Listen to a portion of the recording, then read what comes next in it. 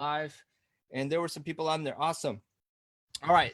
So, welcome to Next Gen MLM Hacks Radio. I have a special guest with me. My name is Eric Sue, and my guest is Tom Schreiter. Some of you guys may know him as Big Al, and he has written over, I think it was 30 books or something like that, right? Yes. And so I just wanted him to join me today to talk about customer acquisition as well as team building. And so can you share with us, Tom, a little bit about those topics in your opinion, how those things, MLMers and network marketers, what they should be focusing in on? Well, as networkers, we're really good at telling people what to do. Get more customers, get more distributors. We're really bad at telling them how to do it. Really bad. So it's pretty easy to pontificate from the front of the room and say, yeah, just get more people, bring more people to meetings. But if we're brand new, you might have the same questions I did when I started, which was like how to do it. So everybody will tell us what to do, but nobody tells us how to do it. So when I got started, it went something like this. Well, you just need to build a team. Great. And how do I do that? Well, you get some distributors. Okay, yeah. How do I get distributors? Well, you just bring a lot of people to the meeting. Hey, got that? Yeah. Now, how do I get people to come to the meeting? Well, you just invite them. Yeah. And what do I say so they show up? Well, they're your friends. Say something and it just all falls apart. Or you say, well, we got this great product and what do I say exactly word for word? Falls apart. Or if I want to get, what do I say? Nobody will write down word for word what to say. And the reason we don't is we have no clue. That's probably why. If we knew what to say, we would have written it down. And the reason we have no clue is we don't even know that we're in the decision-making business. A lot of people think, and hope they don't take this offensively, but we're not in the skincare business. I mean, we're not out there picking ingredients underneath rocks in China at midnight with leprechauns and stuffing them in bottles. And the company is, and the company does the shipping and the receiving, the customer service and the websites and the legal. The company can do everything without us. The only thing they can't do is get people to make a yes decision. So they partner with us and say, hey, guys, we'll run the company, whether it be electricity or vitamins. It's their company. That's what they do. And they said the partnership is we'll do everything. All we want you to do is get people to make a yes decision. Oh, so when we get started, we think if we're in the vitamin business, we're some sort of alternative physician. And if we're skincare, we're a cosmetic specialist or something. No, we're not. We're not an energy consultant or travel, But we are people that have made an agreement with the company, say, we're in the yes decision business. We'll go out and get people to say yes. You're going to take care of all the rest. So once we know what business we're in, it gets a little bit simpler. Some people say, so I've joined a career in the decision-making business. I didn't know that. So that might help you focus on what we have to do. So if we're going to get customers, distributors, we got to get them to say yes, or else we're going to keep our day job forever, and that wouldn't be good. So that brings up the natural question, which is, how do people make decisions? I mean, that'd be my first question if I joined the decision-making business, because can you imagine somebody say, I've joined the decision-making business. I have no idea how it works. How am I doing? Right. And say, frustrating. So how do people make decisions? We have no idea, but we're doing this for a living. And so we just use verbal diarrhea, and we show them charts and videos and send them to websites where they never come back. People walking the other side of the street. It's pretty ugly. So the first thing we should maybe look at is how people make decisions. And without going into the brain science of it very much, the bottom line is people make decisions instantly. Yes or no? They can, yes. And they do it on zero information. And when people hear that, they get really upset. They say, what do you mean? What about our special patented ingredients? I said, no. people make instant decisions on zero information. And I give a couple quick examples. We don't have much time here because we want to have some words to say. So let me just give examples because I know everybody here is probably thinking, oh, come on, you're out of your mind. So how many people here on this call have sit down with the prospect? From the moment you sit down, the prospect's leaning back, folding their arms, frowning. Have they made a decision? Well, yeah. What was their decision? No. Based on how much information? None. All right. Well, how many people here have invited somebody to an opportunity meeting and they did not show up? Yeah. Well, have they made a decision? Yeah, they did. What was their decision? No, I'm not interested. And based on how much information? None. Well, how many people here have ever been on YouTube? You go on YouTube, you click on a video. How many seconds into the video before we decide yes or no if we want to see that video or not? Second. 3, 4, 5 seconds. Yeah, it's over. So people make decisions instantly. And that's why when you and I get a telephone call from a salesman, hello, I'm a salesman. We make an instant and immediate decision. No, based on zero information. So the question we should ponder late at night that should give us nightmares is, if people like us, if we make our final decision as salesmen instantly on no information, do you think other people would do that to us? Yeah. What percentage of the time? A lot of the time. Yeah, a little over 100%. So, and that's where we have to start. Once we understand that's where we have to start, then it gets a whole lot easier figuring out how everything works. So if people make decisions instantly, we only have, 3 seconds, 5 seconds, 6, 10 seconds. It's over right away, yes or no. So people say, really? I said, yeah. So let's try this. Trust me, I'm from the government tax authority, and I'm here to help you. And people say, oh, I got a decision on that one already. This is not going to end well. This is what we come up against. So what we have to do with people is understand if they're going to make this decision, we better influence what we can in those few seconds. So I don't know. It's okay if I just show them one shortcut. Can we use that to start with? Yeah, absolutely. All right. So let's do a shortcut. The purpose of business is to solve people's problems. If people didn't get hungry, having a restaurant would be dumb. People didn't get sleepy, having hotels would be dumb. If people live forever, selling vitamins would be hard. People all rich, selling business opportunity just wouldn't work. So the only reason for us to exist as business is to solve their problems. So here's our conversation. Hi, how are you? How's the weather? And as soon as they get a chance to talk, people are programmed to talk about their problems. They love talking about their problems. Now, instead of rolling our eyes like we normally do, we say, hey, they're talking about their problems. This is a chance here. Maybe I could offer an option. So let's do this in 2 sentences, 3 if we have time. So when they mention a problem that our products or opportunity could fix, we're going to double check on the first sentence. Do you have this problem? Just check. Do you really have this problem? Now that's pretty easy in conversation. There's no rejection. We don't feel like a sleazy salesperson because what we're doing is talking to people in a way or a sequence their mind works. There's 5 trigger questions in the mind that make a decision. And you have to follow the sequence of these 5, or else if it gets out of sequence, then it starts to sound like a sales thing.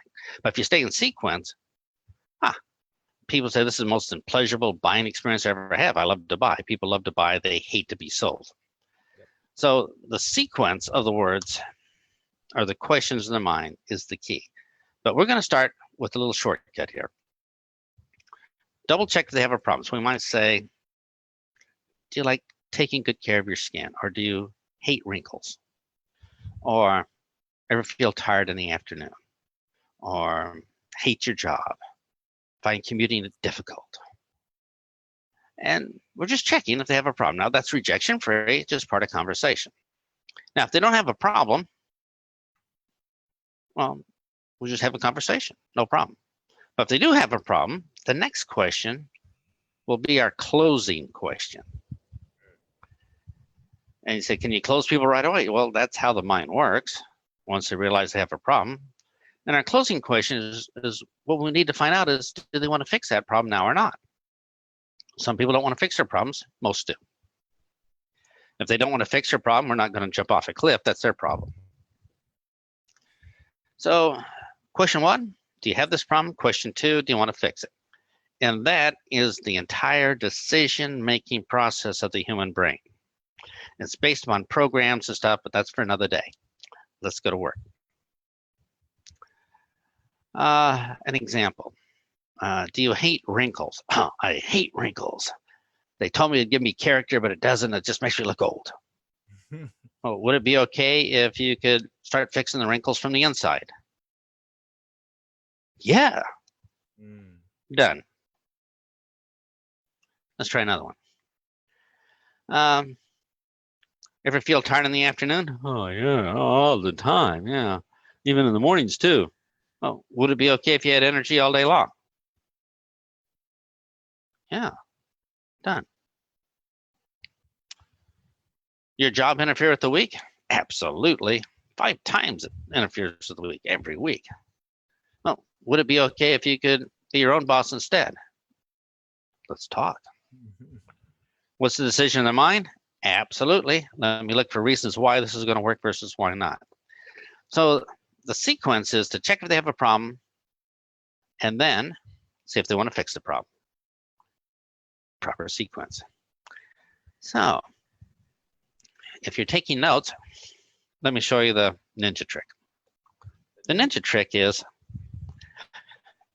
and the second question has to be structured.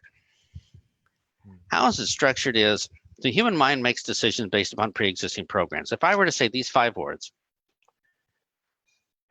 would you be interested in? The back of our mind screams, salesman alert, run, run, save yourself, hide your wallet, hide your purse, boop, boop, boop. And why is it? Because the back of our mind has a database. The database says, yeah, we've heard that word before. Well, I've heard, would you be interested in? That was a salesman. It was a bad experience. Don't worry, we got it. The answer is no right away. No more thinking involved. So if you wanted to keep somebody away from the business, all you have to do is say, would you be interested in? So my worthless brother-in-law says, what's new with you, Big Al? I said, well, I just started a business. I can't hide it from him, but I don't want him to join because if he joined on one of the crews, he'd ruin it for everybody.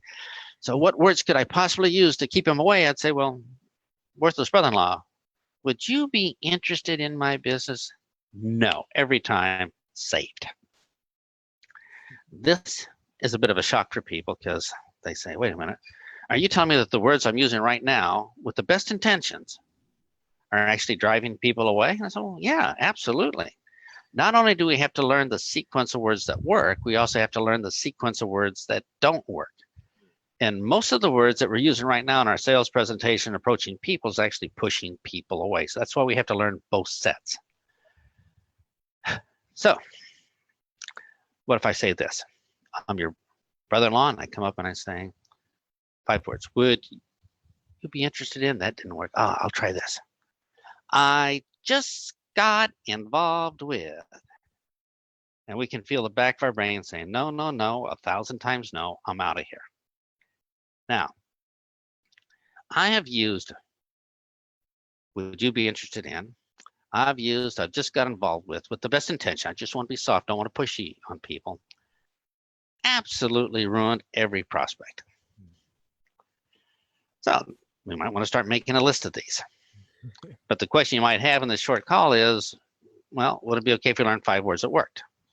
And would it be okay if these 5 words got people to say yes, because we're in the decision business? And would it be okay if I just stopped saying, would it be okay if, so we could actually write down the 5 words, would it be okay if, which you and I know, of course. So if you write down, would it be okay if, there's a program in the back of the mind that says, yes, yes, yes, high five, totally there. Yeah, whatever's next, yeah, I'm in. And it's one of the stupidest programs given to humanity, but it's massive for our business. So if you say, would it be okay if, your chances of success go through the roof? Some quick examples.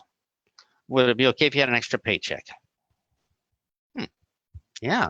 Would it be okay if you could fire the boss? Yeah.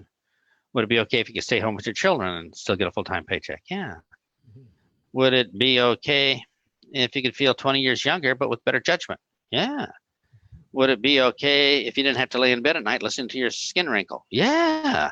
Would it be okay if you never had to show up for work again? Yeah. Would it be okay if you had a 2-day weekend and turn it into a 5-day weekend? Yeah. Would it be okay? Just as easy. So our second question, and here's the test. If you want people to say yes to your second question, that yes, that I want to join your business, or yes, I want your product or service, what 5 words would we start it with every time? That's a no-brainer. So our second question, the ninja trick is, we will always start it with, would it be okay if? So let's see how this sounds. Hate commuting to work every day and on the subway smelling people's armpits 45 minutes each way? Yeah. Well, would it be okay if you could work out of your home instead? Absolutely. Like looking great when you leave the house? Yeah. Would it be okay if you had our long lashes set so your lashes look long naturally instead of gluing them on? Yeah. Yeah. Find dieting inconvenient? Oh, yeah. And I'm allergic to exercise. I break out in a sweat. Well, would it be okay if you could lose weight just by changing what you have for breakfast? I'm all in. Here's all my money. Find that jobs just don't pay enough? Absolutely. Would it be okay if you could be paid what you're actually worth? That sounds great.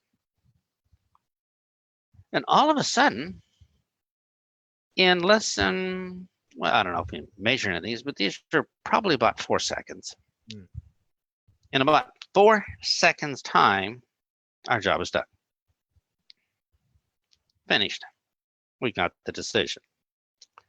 Then, and only then, if the answer is yes, would we continue and actually tell them what it is. Right. So the sequence in the brain, which we don't, that takes a long time to explain, but the sequence of the brain is the human brain, because the way it's designed, makes decisions first and wants information second. If you give it information first and hope to make a decision at the end, it's out of sequence. It feels like sales, sleazy, pushy, ugly, prone to rejection. People are going to fight. It's just awful. Here's an example. Imagine the Chicago Bears are in the Super Bowl. All right, could be a stretch. But they're in the Super Bowl and your TV breaks down in the morning. You go down to Best Buy to buy a TV. You're running to get the big screen TV. You see what you like there, and the salesman says, shut up and sit down. Let me talk at you for 45 minutes. I'm going to show you a video about the life of Mr. Sonny. He won these patents here. Here's some brochures about our special manufacturing process. I got testimonials. Just save your questions toward the end. 45 minutes later, you want to poke your eyes out. All you want to know is, how much is that TV on the wall? And can I take it home? And it sounds reasonable. Then you can give me the information. Very good. And that's how the human brain loves to make decisions. So here's the 5 steps, just so you don't think you have to go elsewhere. The 5 steps the human mind uses is, first of all, who are you? So if you're Brad Pitt or me, there could be a difference. Second question is, can I trust you and believe you? And I put a big circle around this one because this is huge. This is massive. Can I trust and believe you? Because if they don't have trust and belief, they're never going to join, never going to buy. Number 3 is, are you? What? Take notes. All right. All right. So can I trust and believe you? Now, with friends, you probably have that. But once you leave friends, you got to learn some specific skills to program them to do this. But with the friends, you probably already have that trust. Number 3 is, are you interesting? Because if you're not interesting, I have a zillion things piling up, decisions to make, text messages, stuff to do. That's why I have to sort this out right away. Now, are you interesting? Oh, wait, we're talking about them, their favorite subject, and we're talking about their problems. We are super hyper interesting. Number 4, yes or no. Here's where we make our decision. Yes, I want it, or no, I don't. And the answer is yes. Then and only then do we go to number 5, which is, here are the details. What are the details? You we'll find that some people want absolutely no details. And then you'll meet an accountant or an engineer that you just want to poke your eyes out and come back in 3 weeks. So this little sequence covers that, because I'm assuming you can't change who you are. That's what personal development is for. You're not going to change that in 4 seconds. Trust and belief, you're going to have it even with strangers if you talk this way, because you're talking in sequence to their mind thoughts. There's ways to enhance it, yes, and we should learn those, but not now. Right now, we need to just learn these 2 sentences. So number 3, are you interesting when we check about their problems? Number 4, would it be okay if, yes or no? And then number 5, whatever details you show them. The details have nothing to do with it anyway. That's not how humans make up their mind. There's nothing in the information that's going to change. And to prove that, I asked people, how many people here made the final decision to enter a relationship or get married before we had all the information? And they go, ooh, good point. So the human mind makes decisions first. Information comes way, way, way later. So what we do in network marketing when we first start is we skip step 1, we skip step 2, we skip step 3, we skip step 4, we go right to the information step 5, and we wonder why it's not working. Well, I'm amazed that it even worked at all. Yeah. So what we have to do is follow the sequence of the mind. Very simple formula. And let me add a 3rd sentence because we have a little bit of time here. Go ahead. So we're going to say, check on the problem. Number 2, do you want to fix the problem? And number 3, we're going to double close. And the 3rd sentence we're going to say is just, let's fix that now, or let's get that sorted, or let's sort that out now. Let's see how that sounds. So to the sales clerk at the TV shop, I say, I hate your job. Yeah, I got to work weekends and evenings. Would it be okay if you could be your own boss instead? Oh, yeah. Well, let's fix that now. Oh, what do you mean? Well, let's call Eric and set up an appointment over coffee, and he can show you how it works. Give you an escape plan. Oh, okay. How hard is that?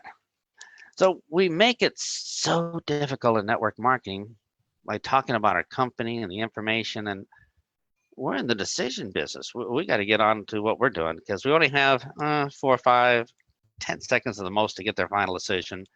We can't waste that time with, I don't know, how are you? How's the kids? How you feel? You know, our chance is gone.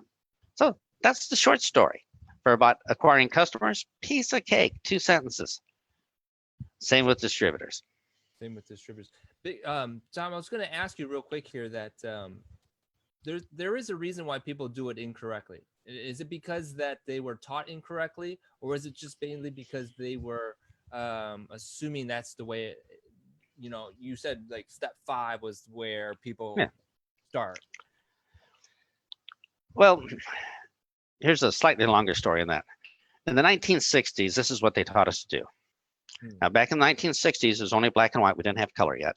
But they said, hey, here's what you do. When you get started, make a list of everybody you know, biggest list you possibly can, and call, and beg for appointments. If nobody gives you an appointment, use the 3-foot rule. Anybody within 3 foot, you attack. And if finally somebody says, I'll listen to you, say, all right, shut up and sit down for 45 minutes. I'm going to talk at you, show videos, keep your questions till the end. And at the end, I'm going to manipulate all of your objections against you. And then I'm going to close as hard as I possibly can. If you don't close, and I'm going to harass you till you buy or die. And that was the business model back then.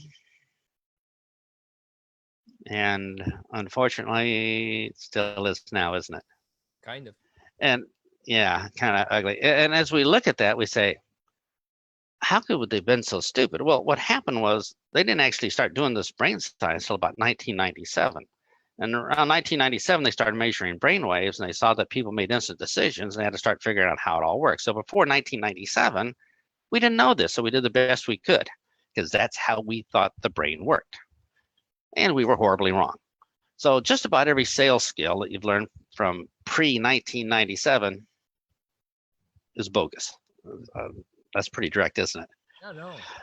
But so this is passed on because we do the best we can. We pass on what we know. And if the only thing we know is pre-1997, 1960 techniques, well, 1960s aren't going to come back. we're going to die.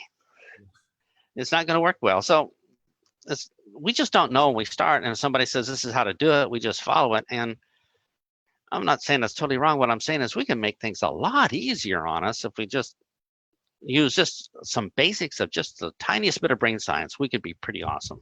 Awesome. I probably wouldn't be able to summarize as well as you could. How could you summarize what you just talked about today?